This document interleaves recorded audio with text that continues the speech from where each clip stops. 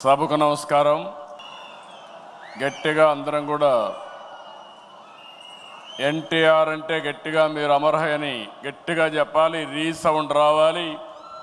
మీ నియోజకవర్గాల్లో కూడా ఈ శబ్దం వినిపించాలి.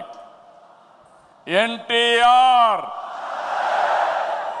ఎన్టీఆర్, ఎన్టీఆర్, తెలుగుదేశం, తెలుగుదేశం, తెలుగుదేశం.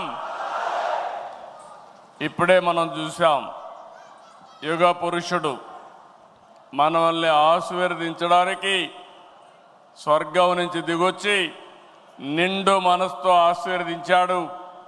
అది కూడా మీరు ఒకసారి చూస్తే, నేను ఐటీ మాట్లాడాను, అప్పుడు నమ్మలేదు. ఇప్పుడు ఎన్టీ రామారావు గారే వచ్చి మనల్ని దీవించారంటే అది ఆర్టిఫిషియల్ ఇంటెలిజెన్స్ అని చెప్పి కూడా నేను మీకు తెలియజేస్తున్నా. ఆయన తెలిసిన వాళ్ళకందరికీ అర్థమవుతుంది. ఇలాంటి వినూత్నమైన కార్యక్రమాలతో మనం ముందుకు పోతున్నాం. మహానాడుకి సముద్రంలా పోటెత్తి వచ్చిన తెలుగు తమ్ముళ్లకు, చెల్లమ్మలకు, టీడీపీ వీరాభిమానులకి అందరికీ మరొక్కసారి నా నమస్కారాలు. మేము కొద్దిగా ఆలస్యంగా కొంతమంది వేదికపై నుండే నాయకులు వచ్చారు, కానీ మీరు మాత్రం 10 గంటలంటే డాట్ 10 గంటలకు ఈ హాల్ అంతా పూర్తయిందంటే అది మీకుండే కమిట్మెంట్ అని మరొకసారి విజ్ఞప్తి చేస్తున్నారు. మహానాడు తొలి రోజు పలు కీలక అంశాలపై మనం చర్చించుకున్నాం. నిన్నటి మహానాడు చర్చలు ఎంతో అర్థవంతంగా, పార్టీని మరింత బలోపేతం చేసే విధంగా, రాష్ట్ర ప్రజలకు మేలు చేసే విధంగా సాగాయి. ఈరోజు మన పార్టీ వ్యవస్థాపక అధ్యక్షులు, తెలుగు తేజం, తెలుగు ప్రజల ఆత్మ గౌరవ శిఖరం, తెలుగు పౌరుషం, సినీ రాజకీయ సార్వభౌముడు శ్రీ నందమూరి తారక రామారావు గారి జయంతి. సాధారణంగా ఒక వ్యక్తిని కానీ, ఒక సినిమా హీరో కానీ, ఒక రాజకీయ నాయకుడిని కానీ కొంతమంది వ్యక్తులు, కొన్ని సమూహాలు, కొన్ని వర్గాలే అభిమానిస్తాయి. కానీ తెలుగు జాతి మొత్తం అభిమానించే, ఆరాధించే, గుండెల్లో పెట్టుకునే ఏకైక నాయకుడు నందమూరి తారక రామారావు గారు. ఎన్టీఆర్ జయంతి అంటే తెలుగు జాతికి ఒక పండుగ రోజు, ప్రతి ఒక్కరూ స్మరించుకునే రోజు. మనకు తెలిసిన, మన కళ్ళ ముందు కనిపించిన యుగ పురుషుడు ఒకే ఒక వ్యక్తి, ఎన్టీఆర్.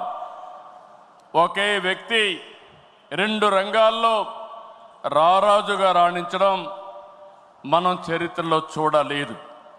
ఎన్టీఆర్ జీవితంలో ఎన్నో మలుపులు, మరెన్నో మెరుపులు, ఇంకెవరి జీవితంలో చవి చూడని మజిలీలు.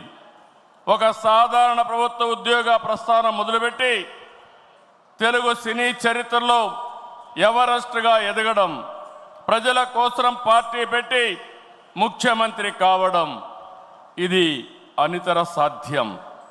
ఎన్టీఆర్ జీవితం పూల పాన్పు కాదు, నిరంతరం పోరాటాలతోనే ఎదిగారు.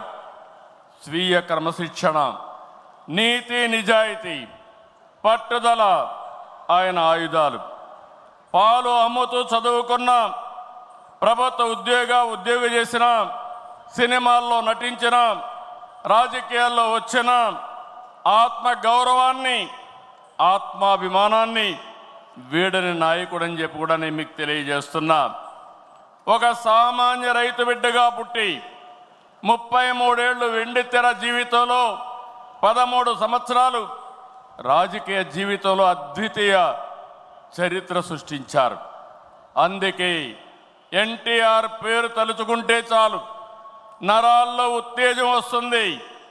కొండనైనా ఢీ కొట్టగలిగినవే ఆత్మవిశ్వాసం వస్తుంది, పట్టుదల వస్తుంది. ఆ పేరే 3 అక్షరాలు ఎన్టీఆర్ అని మరొక్కసారి తెలియజేస్తున్నా. ఎప్పుడైనా ఎన్టీఆర్ విగ్రహం ఆయన ఒక్కసారి చూసి ఆయన రూపాన్ని చూసి మీరు ఏ సంకల్పం చేసినా అది సాధించే శక్తి సామర్థ్యం మీకు వస్తుందని మరొకసారి విజ్ఞప్తి చేస్తున్నా. చైతన్య రథంపై తెలుగు రాష్ట్రాలతో తిరుగుతూ గర్జించారు. ఆయన ప్రసంగిస్తుంటే ఆకాశమే ఉరిమినట్లుండేది. పార్టీ పెట్టి 9 నెలల్లో ముఖ్యమంత్రి అయ్యి రికార్డు సృష్టించిన వ్యక్తి ప్రపంచంలో ఒక్క ఎన్టీఆర్ అని చెప్పి నేను మీకు తెలియజేస్తున్నా. ఎన్టీఆర్ అంటే పేదోడికి భరోసా, రైతులకు నేస్తం, తాడి పీడిత ప్రజలకు ధైర్యం, యువతకు భవిష్యత్తు, మహిళలకు అండ, కార్మికులకు అభయం. అన్ని వర్గాలు కీర్తించే ఏకైక నాయకుడు ఎన్టీఆర్. తనను వెండితెర విలవేల్పును చేసిన తెలుగు ప్రజల రుణం తీర్చుకోవడానికి ఆయన రాజకీయాల్లోకి వచ్చారు. అందుకే ఎంత కష్టమైనా వెనుకడుగేయలేదు. 60 సంవత్సరాల్లో రాజకీయాల్లోకి వచ్చి చరిత్ర సృష్టించిన వ్యక్తి. ప్రజలపై నుండే ప్రేమాభిమానాలు, అవినీతి రాజకీయాల్ని కడిగి పారేయాలనే పట్టుదల ఆయన రాజకీయాల్లోకి తీసుకొచ్చింది. సమాజమే దేవాలయం, ప్రజలే దేవుళ్ళు అనేది పార్టీ సిద్ధాంతంగా మార్చారు. అధికారం అంటే బాధ్యతని చాటి చెప్పారు. పదవంటే సేవ చేసే అవకాశమని నిరూపించారు. పాలకులంటే సేవకులని చెప్పి దేశ రాజకీయాల అర్థాన్నే మార్చిన ఏకైక నాయకుడు ఎన్టీ రామారావు. ఎన్టీఆర్ పార్టీ పెట్టి కూడు గూడు గుడ్డ తన విధానం అని చెప్పారు. పార్టీలో ఇల్లు, నాగలి, చక్రంతో తన ప్రాధాన్యతలు వివరించారు. 43 ఏళ్ళు ఎన్టీఆర్ రూపొందించిన పసుపు జెండా శాశ్వతంగా ఉంటుంది. తెలుగు జాతి ఉన్నంత వరకు ఎన్టీఆర్ గుర్తుంటారు. ఈ జెండా ప్రజలకు సేవ చేస్తుందని చెప్పి కూడా నేను మీకు తెలియజేస్తున్నా. పసుపు జెండా అంటే దేశ రాజకీయాల్లో కొత్త ఒరవడికి నాంది పలికిన జెండా, తెలుగువారి అభివృద్ధి పదాన నడిపించిన జెండా, తెలుగువారి ఆత్మగౌరవాన్ని చాటి చెప్పిన జెండా, తెలుగు ప్రజల్లో ఆత్మవిశ్వాసాన్ని నింపిన జెండా, ఆడబిడ్డలకు అండగా నిలిచిన జెండా, రైతన్నల కన్నీరు తుడిచిన వెన్నంటే ఉన్న జెండా, విజన్తో తెలుగు జాతికి విజయాన్నిచ్చిన జెండా, తెలుగు ప్రజల నమ్మకం, విశ్వాసం, భవిష్యత్తు, భరోసా తెలుగుదేశం జెండా. ఆ జెండా చూస్తూ ఉంటే ఎక్కడ లేని విశ్వాసం వస్తుంది. ఇది శాశ్వతంగా ప్రజలకు అండగా ఉంటుందని మరొక్కసారి ఎన్టీఆర్ సాక్షిగా మీ అందరికి విజ్ఞప్తి చేస్తున్నాం. సంక్షేమం, అభివృద్ధి, సుపరిపాలనతో కొత్త వరడికి శ్రీకారం చుట్టిన వ్యక్తి ఎన్టీఆర్.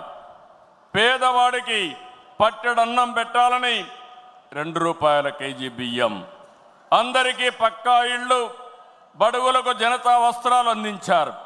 వృద్ధాప్య పింఛను, 50 రూపాయలకే హార్స్ పవర్ విద్యుత్తు, గురుకుల పాఠశాలల ఏర్పాటు, పిల్లలకు మధ్యాహ్న భోజన పథకం, మహిళలకు ఆస్తి హక్కు, సాగునీటి ప్రాజెక్టుల నిర్మాణం, ఉద్యోగ కల్పన, పరిశ్రమల ఏర్పాటు, రోడ్ల నిర్మాణం. ఇలా సంక్షేమాన్ని, అభివృద్ధిని సమతుల్యం చేశారు. పటేల్ పట్వారీ వ్యవస్థ, సింగిల్ విండో విధానం, బీసీలకు, మహిళలకు స్థానిక సంస్థల్లో రిజర్వేషన్లు తీసుకొచ్చారు. రాజకీయాల్లో రాకమునిపే సేవాభావం ఉండే వ్యక్తి ఎన్టీ రామారావు గారు. 1952 సంవత్సరంలో రాయలసీమ కరువు వస్తే జోలి బట్టి డబ్బులు వసూలు చేసిన వ్యక్తి. 1962లో భారత చైనా మధ్య యుద్ధం వస్తే విరాళాలు సేకరించిన వ్యక్తి. 1965లో భారత్ పాకిస్తాన్ మధ్య యుద్ధం జరిగినప్పుడు 1972లో రాష్ట్రంలో కరువు వచ్చినప్పుడు 1977లో దివిసేన ఉప్పెన. దివిసీమ ఉప్పెన మీరు చూస్తే వేలాది మంది చనిపోయారు. అలాంటి సమయంలో నేనుంటానని చెప్పి అండగా నిలిచిన వ్యక్తి నందమూరి తారక రామారావు గారని చెప్పి నేను మీకు తెలియజేస్తున్నా. మార్చి 29, 1982 తెలుగుదేశం పార్టీ ఏర్పడిన రోజు. నిన్న మార్చికి 43 సంవత్సరాలు. ఇప్పుడు మిమ్మల్ని చూస్తూ ఉంటే రోజు రోజుకు మీ ఆదరణ పెరుగుతూ ఉంది. 4 దశాబ్దాలైంది. ఎన్నో మైలురాళ్లు దాటాం, ఎన్నో విజయాలు, ఎన్నో అనుభవాలు. ఎన్టీఆర్ ఆశయాలు, సిద్ధాంతాలని ముందుకు తీసుకెళ్తున్నాం. ఆయన స్ఫూర్తితోనే సమిక్షేమానికి, సంస్కరణలు, అభివృద్ధికి పెద్దపీట వేస్తున్నాం. 2024 ప్రజలిచ్చిన తీర్పు, విధ్వంసం నుంచి అభివృద్ధి వైపు ముందుకు పోతున్నాం. పేదరికం లేని సమాజం కోసం మన నాయకుడు తప్పించారు. ఆయన ఆశయం కోసరం నేను ఒకటే ఆలోచించాను, శాశ్వతంగా జీరో పావర్టీ. అంతేకాదు, శాశ్వతంగా పేదరికం లేకుండా చేయడమే కాకుండా ఆర్థిక అసమానతలు తగ్గించి ప్రతి ఒక్కరి జీవితంలో జీవన ప్రమాణాలు పెంచాలనేది తెలుగుదేశం పార్టీ సంకల్పం అని చెప్పి కూడా నేను మీకు తెలియజేస్తున్నా. అందుకే నిన్నే మనం చూసాం, ఈరోజు కూడా మనం కంటిన్యూ చేస్తున్నాం. నా తెలుగు కుటుంబం 6 శాసనాలు, ఈ 2 కూడా ఒక గేమ్ చేంజర్గా తయారవుతాయి.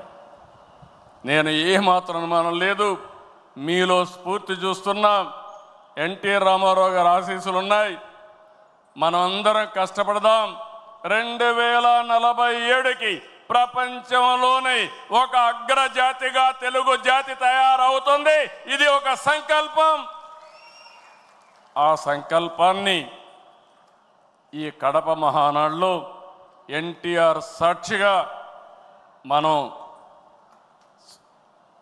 అందరం కూడా సంకల్పించి ముందుకు పోవాలని మరొక్కసారి కోరుకుంటూ, అందరం కూడా ఎన్టీ రామారావు గారిని ఒక్కసారి తలుచుకొని ఆయన ఆశీస్సులు మనందరిపైన ఎప్పుడూ ఉండాలని మనం అందరం కోరుకుంటూ, ఈరోజు ఆయనకు ఘనమైన నివాళులు కాకుండా గర్వపడే విధంగా ఎన్టీఆర్ మా నాయకుడు, ఎన్టీఆర్ తెలుగు బిడ్డని గర్వంగా చాటి చెప్పుకుంటామని మరొక్కసారి మీ అందరికి విజ్ఞప్తి చేస్తూ అందరికీ నమస్కారాలు.